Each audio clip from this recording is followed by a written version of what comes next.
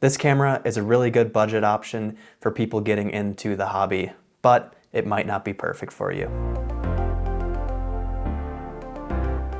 Hey everyone, welcome back. My name's Hawkin. Welcome to Hawk in the Lens. And today we're talking about the camera that I use to get my start on YouTube after moving away from my phone and what I've been shooting a lot of my birding videos on for the beginnings of this channel. So what I have here is the Sony a6400. This camera, I believe, originally came out in 2019. It's an APS-C sensor camera of Sony's mirrorless system. This is not going to be an all-extensive review covering all the specs. So many people have done that out on YouTube before. This is just a quick video talking about my experience using it for filming birds, going out and doing wildlife photography.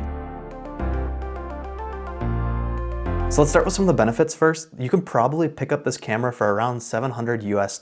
Since it's been out for a while and new cameras have been released since then, like the Sony a6700 I chose to upgrade to, you can get a screaming deal on this thing for what you're getting in the package. It can film up to 4K 30 frames per second, which is pretty solid. I use that for most of my videos, and I've gotten some of my favorite shots using this thing, filming at that quality.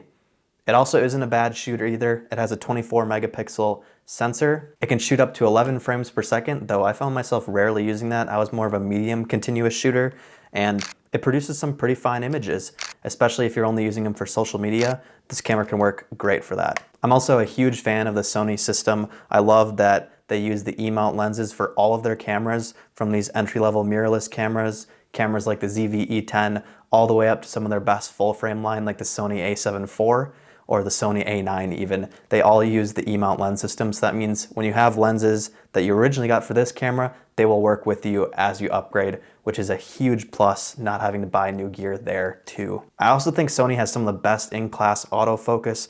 Their video systems are really great too, just in general. I've never personally shot on Canon or Fujifilm or any of the other brands, but from everything I've heard, these cameras have some of the best video performance for the mirrorless lines. The battery life in this camera is fine. I had 2 batteries with me usually at all times. I go through one of them usually when I'm out shooting. Sometimes I have to swap out and do a second.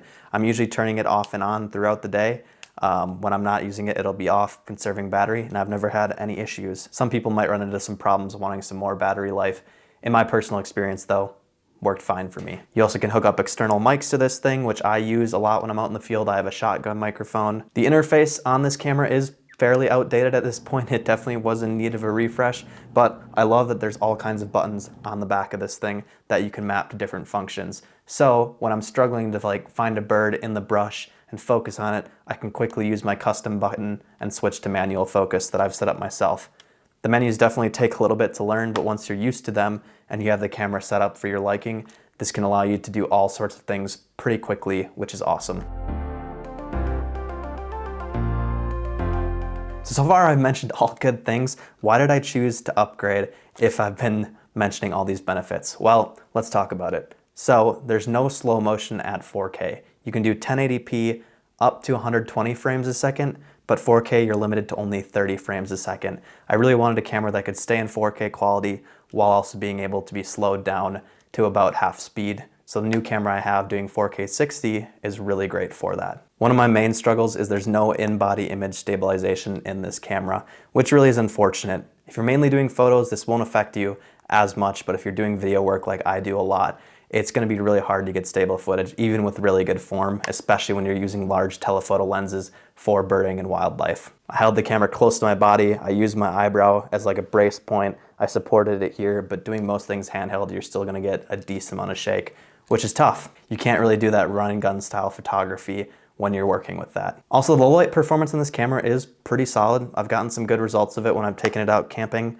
but I still do notice a lot of noise in some of these images and stuff, and some newer cameras would perform better than this one would, though this isn't a huge detractor for this camera. The pictures at 24 megapixels are good, not great. I mostly shoot JPEG. I don't really mess with RAW very much just because I like the simplicity of JPEG. And I've gotten some really awesome images of birds and landscapes and wildlife using this camera, but there has been some times where it's lacking. This partially might be my skill, it might be a little bit of the camera, but I've not been able to get very sharp images when I've been doing some wildlife photography, especially when I punch in. The eye wasn't as sharp as I wanted to. I've done all of the focus tricks. I've messed around with shutter speed, tried literally everything, and I was able to get images that were just fine. They're good, not great, I would say. And then just some minor gripes. There's some out-of-date charging systems here. It still uses micro USB. That's because it came out a while ago and isn't updated with the times. So really, those are my quick thoughts. I was really excited to upgrade to the Sony a6700. I now have bird autofocus for birding.